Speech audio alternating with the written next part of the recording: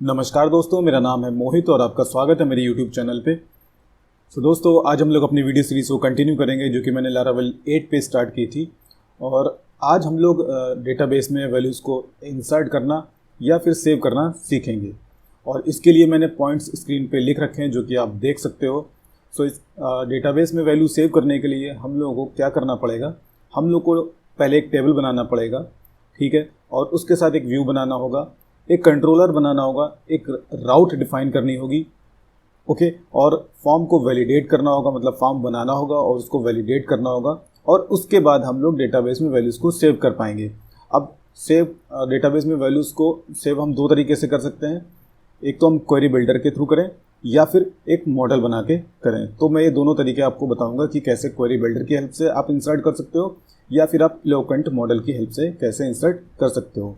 दोस्तों, अगर आप लोगों ने मेरा चैनल अभी तक सब्सक्राइब ना किया हो तो प्लीज़ आप मेरा चैनल सब्सक्राइब कर लें और बेल आइकन प्रेस कर लें, जिससे मेरे आगे आने वाले वीडियोस का नोटिफिकेशन आपको मिलता रहे और आप मेरे साथ साथ सीखते रहें।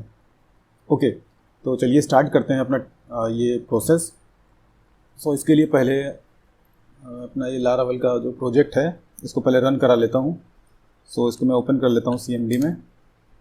यहाँ पर लिखूँगा PHP आर्टिजन सर। इससे हमारा प्रोजेक्ट जो है ये रन हो जाएगा। तो 127 8000 पोर्ट पे ये हमारा प्रोजेक्ट अभी चल रहा है। पहला काम हमारा क्या है? पहला काम हमारा ये है कि हम लोग डेटाबेस में एक टेबल बना लें। ये मेरा डेटाबेस है लारावेल 8, इसमें मैं एक टेबल बनाऊंगा। और ठीक है, डेटाबेस में मुझे जाना होगा और यहाँ न्यू पे मैं क्लिक करूँगा और टेबल का मैं नाम दूंगा प्रोडक्ट्स, ठीक है। और यहाँ पर पहली फील्ड होगी ID, दूसरी फील्ड होगी हमारे पास नेम, तीसरी फील्ड होगी हमारे पास कैटेगरी और चौथी फील्ड होगी क्रिएटेड एट, ओके। और इसमें मुझे एक फील्ड और चाहिए, अपडेटेड एट।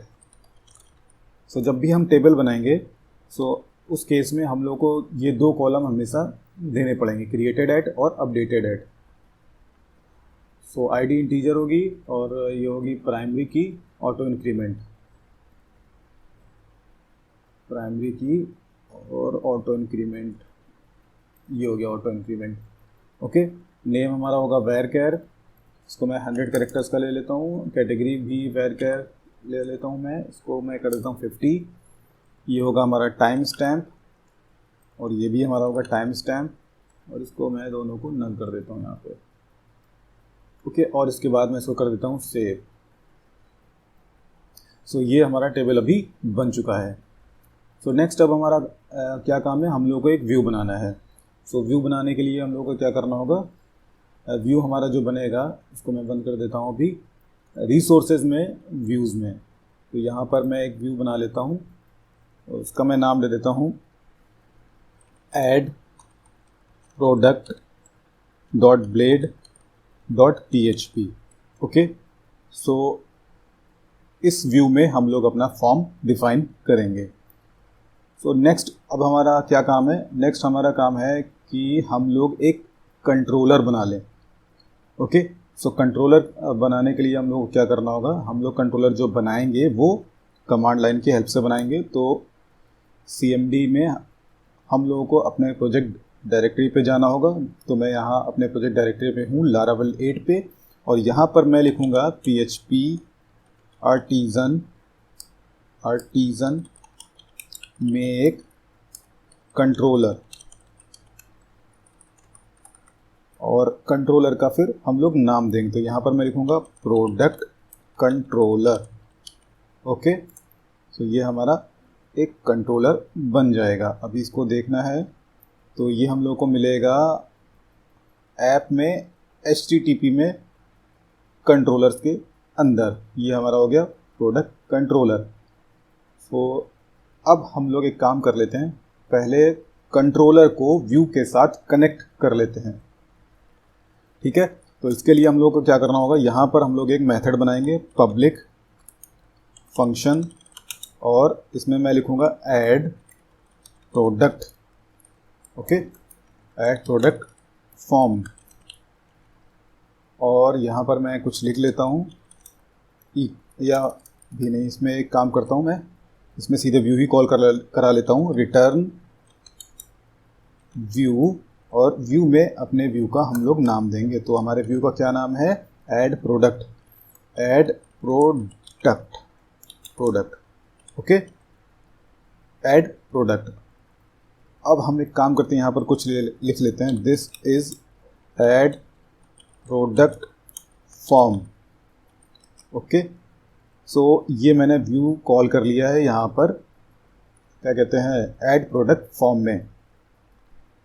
सो अब हम लोग को क्या करना होगा, अब हम लोग को एक राउट डिफाइन करना होगा।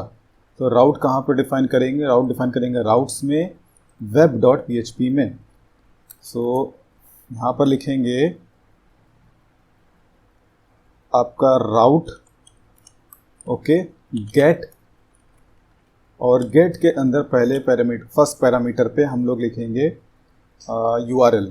सो URL यहाँ पर होगा ऐड प्रोडक्ट, ये मैंने दे दिया, मतलब URL में मैं लिखूँगा ऐड अंडरस्कोर प्रोडक्ट।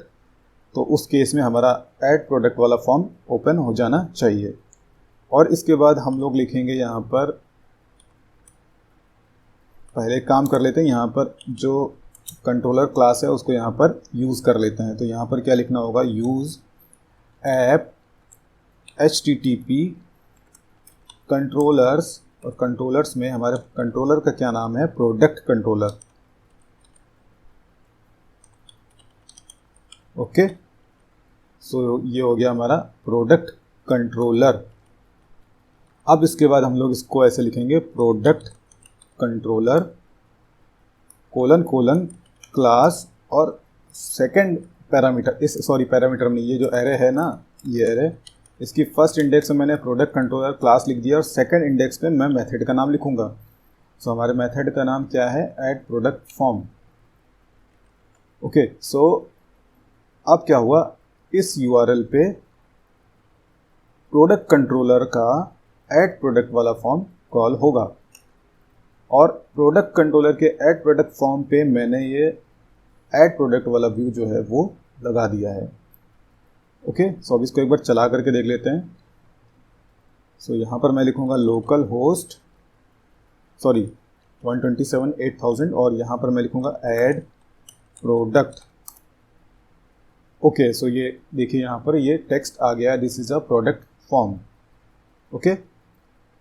सो अभी हम लोगों ने कंट्रोलर क्रिएट कर लिया है, एक राउट डिफाइन कर लिया। अब हम लोग क्या करेंगे, अब हम लोग एक फॉर्म क्रिएट करेंगे और उसको वैलिडेट करेंगे। तो इसके लिए क्या करना होगा, एक फॉर्म पहले हम लोग को यहाँ पर बनाना होगा। सो फॉर्म टैग स्टार्ट कर लेते हैं, फॉर्म, और यहाँ पर मैं एक्शन दे देता हूँ ब्लैंक अभी, और मेथड में मैं दे देता हूँ पोस्ट, ओके। और पहले फॉर्म बना लेते हैं। तो फॉर्म का लेबल होगा हमारा नेम, और इसमें इनपुट होगा इनपुट, ठीक है, और इनपुट टाइप टेक्स्ट होगा, नेम इसका होगा प्रोडक्ट, और आईडी क्या होगा प्रोडक्ट, वैल्यू क्या होगा blank, place holder, enter name, okay. अब इसके बाद अगली फील्ड होगी हमारे पास कैटेगरी, और इस फील्ड का नाम होगा कैटेगरी, ओके, एंटर कैटेगरी। और इसके बाद हम लोगों का होगा button, submit button, add now, और इसका टाइप क्या होगा सबमिट, ओके। अब इसको एक बार ज़रा सा देख लेते हैं। सो ये हम लोग का फॉर्म अभी बन गया है। एक काम करता हूँ, मैं पहले थोड़ा सा फॉन्ट साइज बढ़ा लेता हूँ इसका, ओके। सो ये हम लोग का फॉर्म अभी बन गया है। सो नेक्स्ट अब हम लोग को क्या करना है, अब हम लोग को इसको वैलिडेट करना है। तो वैलिडेट करने के लिए हम लोग को क्या करना होगा, यहाँ पर एक और मेथड बनाएंगे, पब्लिक फंक्शन, और इसको मैं लिखूँगा save form, save product, okay. और यहाँ पर हम लोग क्या करेंगे, यहाँ पर हम लोग वैलिडेट करेंगे इसको, वैलिडेटर। एक मैंने वेरिएबल बना लिया, उसमें मैं लिखूँगा वैलिडेटर। और एक काम इसमें पहले ये करेंगे, इस वैलिडेटर क्लास को कॉल कर लेंगे, यूज़ इल्यूमिनेट, और इसमें होगा सपोर्ट, फिर होगा पैकेट्स होगा, और इसमें हम लोग लिखेंगे वैलिडेटर। ओके, सो अब हम लोग इस वैलिडेटर जो क्लास है इसको अब यहाँ पर यूज़ कर पाएंगे। तो हम लोग को पहले ये लाइन लिखना ज़रूरी है, उसके बाद ही हम लोग वैलिडेटर क्लास यूज़ कर पाएंगे। और इसके बाद लिखेंगे मेक। ओके, और मेक में हम लोग यहाँ पर एक ब्रैकेट लगाएंगे, और यहाँ पर फर्स्ट पैरामीटर में पहले देंगे रिक्वेस्ट, और रिक्वेस्ट का यहाँ पर लिखेंगे ऑल। ओके, और साथ ही साथ यहाँ पर पहले रिक्वेस्ट को इंजेक्ट कर लेते हैं, रिक्वेस्ट। ओके, रिक्वेस्ट ऑल को मैंने यहाँ पर मेक के फर्स्ट पैरामीटर में यहाँ पर मैंने ये दे दिया है। अब सेकंड इंडेक्स पे मैंने एक एरे डिफाइन करी है, और इसमें मैं वैलिडेशन रूल्स जो है वो डिफाइन करूँगा। सो यहाँ पर पहला हमारा नेम फील्ड होगा, नेम फील्ड क्या होगा, मैंडेटरी होगा, तो इसको हम लिखेंगे यहाँ पर रिक्वायर्ड। ओके, और मैं इसमें मिनिमम दे देता हूँ, मिनिमम 5 कैरेक्टर का नेम होना चाहिए। ओके, और साथ ही साथ मैं कैटेगरी को भी मैंडेटरी कर देता हूँ, कैटेगरी भी मैंडेटरी होगी। सो कॉपी ही कर लेते हैं यहाँ पर, और इसको भी 5 कैरेक्टर्स का। ओके, अब वैलिडेटर को ऐसे लिखेंगे, इफ़ वैलिडेटर पासेस। अगर वैलिडेटर पास हो जाता है तो क्या होगा, यहाँ पर insert your values here, insert और सेव, एल्स में रिटर्न एरर्स। ओके, अब एरर्स कैसे रिटर्न करेंगे, तो यहाँ पर देखिए क्या करना होगा। इंसर्ट वाला केस तो बाद में देखेंगे, पहले वैल्यूज़ को, जो फॉर्म वैलिडेशन की जो एरर्स हैं उसको पहले प्रिंट कर लेते हैं। तो यहाँ पर क्या होगा, यहाँ पर हम लोगों को लिखना होगा return redirect. Okay, return redirect, और कहाँ पर रीडायरेक्ट करना है, हम लोग को रीडायरेक्ट करना है इसको, अगर एरर आती है तो हम लोग को इस यूआरएल पे उसको रीडायरेक्ट कर देना है, मतलब फिर से उसको फॉर्म पे ही रीडायरेक्ट कर देना है। और यहाँ पर लिखना है विद इनपुट। ओके, और विद इनपुट में यहाँ पर विद इनपुट के आगे और साथ में लिखना हम लोग को विद एरर्स। ओके, और एरर्स में हम लोग को ये दे देना है वैलिडेटर, ये वाला जो वेरिएबल है वैलिडेटर वो हम लोग को यहाँ पर दे देना है। ओके, सो अभी एरर्स वाला केस जो है वो हो गया है, तो यहाँ पर हम लोग को ये एक्शन भी यहाँ पर देना होगा। सॉरी, ऐसे नहीं, एक्शन दिया जाएगा ऐसे, और यहाँ पर लिखेंगे हम लोग URL। ओके, और URL में मैं यहाँ पर दूंगा, हमारा URL तो मैंने अभी डिफाइन करा नहीं है, इसी को कॉपी कर लेते हैं, और यहाँ पर मैं गेट की जगह यहाँ पर कर देता हूँ पोस्ट, और इसको मैं कर देता हूँ सेव प्रोडक्ट। मतलब सेव प्रोडक्ट एक URL पे हमारा कौन सा मेथड कॉल होगा, ये वाला सेव प्रोडक्ट कंट्रोलर का सेव प्रोडक्ट। तो अब यहाँ पर हम लोग लिखेंगे सेव प्रोडक्ट, तो एक्शन कहाँ जाएगा, एक्शन जाएगा इस मेथड पे। ओके, तो अभी एक काम करते हैं, पहले इसको चला कर देख लेते हैं, अभी कुछ एरर तो नहीं आई है। Page expired. ओके, अभी एक काम और भी करना है हम लोग को, जो कि मैं भूल गया हूँ। यहाँ पर हम लोग को लिखना होगा @CSRF, बस CSRF। ओके, सो अब हम लोग यहाँ पर एरर्स डिस्प्ले करा लेते हैं। तो यहाँ पर क्या करना होगा, यहाँ पर हम लोग को लिखना होगा @ if errors has name @end if, और यहाँ पर फिर लिखेंगे ऐसे इको कराने के लिए डबल ब्रैकेट लगाएंगे ऐसे, और यहाँ पर लिखेंगे एरर्स फर्स्ट, और फर्स्ट में लिखेंगे यहाँ पर नेम, और कैटेगरी वाली एरर को डिस्प्ले कराने के लिए यहाँ पर हैज़ और फर्स्ट में देंगे कैटेगरी। ओके, तो ये क्या करेगा, हमारे जो एरर्स है उसको डिस्प्ले करा देगा। यहाँ पर एक BR लगा देते हैं और यहाँ पर भी एक BR लगा देते हैं। रिफ्रेश करा लेते हैं इसको एक बार। Undefined variable errors, okay, undefined variable errors with errors if errors. अच्छा, ये एरर्स यहाँ पर मैंने स्पेलिंग गलत लिख दिया था। अब मैं करूँगा सबमिट, तो देखो यहाँ पर एरर आ जाएगा, the name field is required, the category field is required. So हमारा वैलिडेशन जो है वो तो अभी चलने लगा है। सो नेक्स्ट अब हम लोग क्या करेंगे, यहाँ पर इस इफ़ कंडीशन में एल्स पार्ट हमारा कंप्लीट हो गया है। अब इफ़ कंडीशन में यहाँ पर हम लोग वैल्यूज़ को डेटाबेस में सेव करेंगे। और मैंने आपको बताया था कि मैं दो तरीके से आपको डेटाबेस में वैल्यूज़ सेव करना बताऊंगा, एक तो क्वेरी बिल्डर की हेल्प से और एक मॉडल की हेल्प से। तो पहला हम लोग क्वेरी बिल्डर की हेल्प से इंसर्ट करना सीखते हैं। तो यहाँ पर पहले हम लोग को एक क्लास है DB क्लास, उसको इंक्लूड करना होगा। तो यहाँ पर लिखेंगे यूज़ इल्यूमिनेट सपोर्ट पैकेट्स, और हमारा ये हो जाएगा DB। ओके, तो यहाँ पर क्या लिखना होगा, हम लोगों को लिखना होगा DB टेबल, और टेबल का नाम लिखना होगा। तो हमारी टेबल का क्या नाम है, हमारी टेबल का नाम है प्रोडक्ट्स।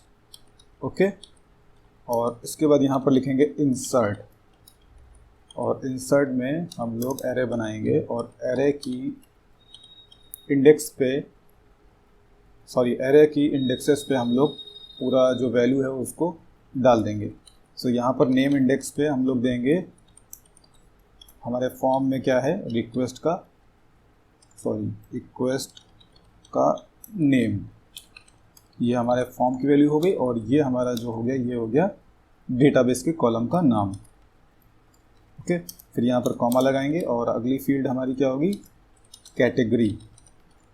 तो यहाँ पर क्या लिखेंगे, कैटेगरी। ओके, सो इतना कोड क्या करेगा, हमारा डेटाबेस में फॉर्म की वैल्यू को इंसर्ट कर देगा। तो पहले एक काम करते हैं, अब इसको चला करके देख लेते हैं। सो मैं इसको रिफ्रेश कर लेता हूँ। पहले मैं नाम दे देता हूँ ए डमी प्रोडक्ट, डमी कैटेगरी। मैं इसको ऐड न्यू कर दिया मैंने भी। The name field is required, okay, the name field is required. अभी डेटा पहले चेक कर लेते हैं सेव हुआ कि नहीं। आई थिंक नहीं हुआ होगा, क्योंकि इसमें वैलिडेशन की एरर आ गई। नेम मैंने यहाँ पर फील्ड का नाम तो मैंने नेम ही दिया है, और यहाँ पर ओके, यहाँ पे मैं नेम दूंगा नेम। यहाँ पर मैंने नेम दिया कि फॉर्म वैलिडेशन से मैंने बोला कि नेम फील्ड को चेक करो, और यहाँ पर था मेरा पहले प्रोडक्ट, तो इसलिए एरर आया। तो यहाँ पर नेम होना चाहिए था। और एक चीज़ आपने नोटिस करी होगी कि सब वैल्यूज़ क्लियर, मतलब इसमें क्या कहते हैं, फील्ड पे एरर थी, तो ये वैल्यू क्लियर नहीं होनी चाहिए थी। वो ऐसा इसलिए हुआ, यहाँ पर एक हम लोग को मेथड भी यूज़ करना चाहिए था। यहाँ पर हम लोग को लिखना चाहिए था ओल्ड। सो इससे क्या होगी, पुरानी वैल्यूज़ जो हैं वो ओल्ड रहेंगी। तो यहाँ पर लिखेंगे नेम, और यहाँ पर लिख देता हूँ मैं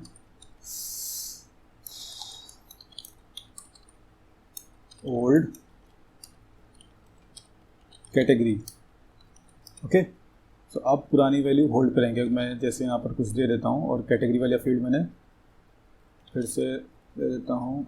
सो ये देखिए अभी क्या हुआ कि ये वाली वैल्यू पे एरर है, इस फील्ड पे एरर है, पर पुरानी वाली जो इसकी वैल्यू है वो होल्ड है, वो क्लियर नहीं हुई। अभी मैं इसको चेक करा देता हूँ आपको। सो अब देखिए ये वाली वैल्यू होल्ड है। ओके, सो ये वैलिडेशन वाले फॉर्म में थोड़ा सा दिक्कत थी, वो मैंने अभी सही कर दी है। अब इंसर्ट हो जाना चाहिए। तो यहाँ पर फिर मैं ट्राई करता हूँ इंसर्ट करने के लिए। मैं लिखता हूँ डमी प्रोडक्ट और डमी कैटेगरी। सो कुछ एरर नहीं आया, दैट मीन्स कि ये सेव हो गया होगा। ओके, ये तो सेव हो गया अभी।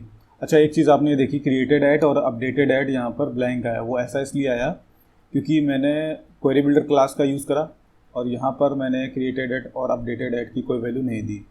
ओके, सो डीबी जब हम यूज़ करेंगे query builder dB class use करेंगे तब तो हम लोग को खुद से ये वैल्यूज़ को देना होगा। पर जब हम लोग मॉडल यूज़ करेंगे लोकेंट मॉडल, तो वो क्या करेगा, वो अपने आप ही इन दो कॉलम की वैल्यूज़ को अपडेट कर देता है। तो अभी के लिए इन दो वैल्यूज़ को यहाँ पर अगर आप चाहो तो आप कर सकते हो, तो मैं करके दिखा देता हूँ अभी आपको। यहाँ पर मैं लिख देता हूँ क्रिएटेड एट और यहाँ पर मैं लिख देता हूँ डेट YMDHIS।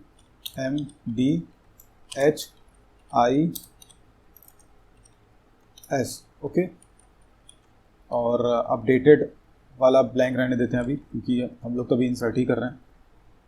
फिर से ट्राई कर लेते हैं और एक काम करते हैं, यहाँ पर इंसर्ट के बाद उसको फिर से फॉर्म पे रिडायरेक्ट कर देते हैं। तो यहाँ पर इतना कॉपी कर लेते हैं और बस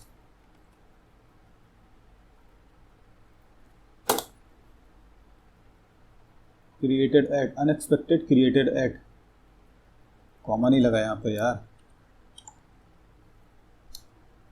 ओके, और यहाँ पर ये प्लेस होल्डर क्यों नहीं आ रहा है? प्लेस होल्डर मैंने दिया है एंटर कैटेगरी, यहाँ पर ये स्पेस है, इस वजह से प्लेस होल्डर वहाँ पर नहीं दिख रहा था। तो अभी रिफ्रेश कर लेते हैं एक बार। सो अभी प्लेस होल्डर आने लगा। अब एक काम करते हैं, इंसर्ट करके देखते हैं फिर से। iPhone 12 और मोबाइल कैटेगरी में आएगा ये। अभी मैं इसको सेव कर देता हूँ। सो अभी ये सेव हो गया होगा और क्रिएटेड एट कॉलम की वैल्यू भी आ गई होगी। सो ये देखिए वैल्यू सेव हो गई है और क्रिएटेड एट कॉलम की वैल्यू भी यहाँ पर अभी आने लगी है। सो अभी हमारा क्वेरी बिल्डर की हेल्प से तो हम लोगों ने इंसर्ट कर लिया। अब मॉडल की हेल्प से भी इंसर्ट करके देख लेते हैं। सो इसके लिए हम लोग को मॉडल पहले क्रिएट करना होगा। तो यहाँ पर मॉडल क्रिएट करेंगे आर्टिजन कमांड की हेल्प से। यहाँ पर लिखेंगे PHP artisan make model. Model बनाना है तो मॉडल में ध्यान रखना है कि मॉडल जो होगा वो सिंगुलर होगा। तो हमारा कॉलम जो टेबल है उसका नाम है प्रोडक्ट्स, तो हमारे मॉडल का नाम क्या होगा? प्रोडक्ट। ओके, तो प्रोडक्ट मॉडल बन गया होगा। अभी कहाँ पर होगा? ऐप में मॉडल्स के अंदर। सो ये प्रोडक्ट मॉडल हो गया। ओके, अब इंसर्ट करना है। तो इंसर्ट करने के लिए क्या करना होगा? पहले इसको कमेंट कर देते हैं। पहले हम लोग को इसको यहाँ पर कॉल करना होगा। तो यूज़ ऐप और ऐप के बाद मॉडल्स में कौन सा मॉडल हमें यूज़ करना है? Product model. Okay, so product model को मैंने यहाँ पर इंक्लूड कर लिया है या फिर यूज़ कर लिया है। अब यहाँ पर क्या करेंगे? यहाँ पर लिखेंगे मॉडल। एक वेरिएबल मैंने बना लिया मॉडल के नाम से, आप कोई और नाम से भी बना सकते हो। यहाँ पर लिखना है प्रोडक्ट और इसके पहले हम लोग को एक काम और करना है, यहाँ पर लिखना है न्यू। ओके, और यहाँ पर लिखना है मॉडल। नेम फील्ड पे हम लोग को डेटाबेस की जो नेम फील्ड है उसमें लिखना है हम लोग को रिक्वेस्ट का नेम, मतलब फॉर्म का नेम। ओके, फिर यहाँ पर क्या होगा? कैटेगरी। और इसके बाद हम लोग को क्या करना है? यहाँ पर लिख देना है सेव। ओके, सिर्फ इतना काम करना है। क्या करना है, पहले प्रोडक्ट मॉडल का एक ऑब्जेक्ट बना लेना है और उस ऑब्जेक्ट की नेम इंडेक्स पे मैंने क्या लिखा है, ये फॉर्म का नेम दे दिया यहाँ पर। कैटेगरी इंडेक्स पे मैंने यहाँ पर फॉर्म की कैटेगरी को दे दिया है और इसके बाद मैंने लास्ट में क्या लिख दिया है, सेव। ओके, सो ये भी हमारा डेटाबेस में वैल्यू को सेव कर देगा। और यहाँ पर मैंने कुछ भी इंसर्ट नहीं लिखा, मतलब उसमें मैंने DB क्वेरी में इंसर्ट करा था, मतलब वहाँ पे इंसर्ट लिखा था, यहाँ पर मैंने सिर्फ सेव लिखा है। सो सेव ही हमारा इंसर्ट का काम करेगा। चेक कर लेते हैं इसको एक बार, रिफ्रेश कर लेते हैं। अभी यहाँ पर लिखते हैं और डेटाबेस में भी चेक कर लेते हैं। सो यहाँ पर मैं लिख लेता हूँ, जैसे कि फ़ोन का नाम लिख लेता हूँ सैमसंग। ओके, और यहाँ पर मैं लिख देता हूँ मोबाइल। ओके, अभी मैं सेव करता हूँ तो कोई एरर नहीं है, दैट मीन्स कि सेव हो गया होगा डेटाबेस में। सो ये देखिए सैमसंग और ये कैटेगरी मोबाइल। अभी आप देखो तो इसमें क्या है, क्रिएटेड ऐड और अपडेटेड ऐड अपने आप आ गया। अभी यहाँ पर मैंने कुछ भी नहीं दिया था। सो आई थिंक आपको ये चीज़ समझ में आ गई होगी कि मैंने वहाँ पर क्यों दिया था और यहाँ पर क्योंकि मॉडल अपने आप इन दो फील्ड को इंक्लूड कर लेता है। तो यहाँ पर हमें मॉडल के केस में क्रिएटेड ऐड और अपडेटेड ऐड को देना नहीं पड़ता। ओके, सो आई थिंक ये हमारा टॉपिक जो है वो कंप्लीट हो गया है और आपने समझ लिया है कि कैसे क्वेरी बिल्डर की हेल्प से डेटाबेस में इंसर्ट कर सकते हैं और कैसे इलोक्वेंट मॉडल की हेल्प से डेटाबेस में इंसर्ट कर सकते हैं। दोस्तों, अगर आपको ये वीडियो अच्छा लगा हो तो प्लीज़ आप इस वीडियो को लाइक करिए, कमेंट करिए, शेयर करिए और मेरे चैनल को सब्सक्राइब ज़रूर से ज़रूर कर लीजिए। ओके, और नेक्स्ट वीडियो में मैं आप लोगों को वैल्यूज़ को डेटाबेस में कैसे अपडेट करते हैं वो बताऊंगा। ओके, अभी के लिए bye, thanks and take care.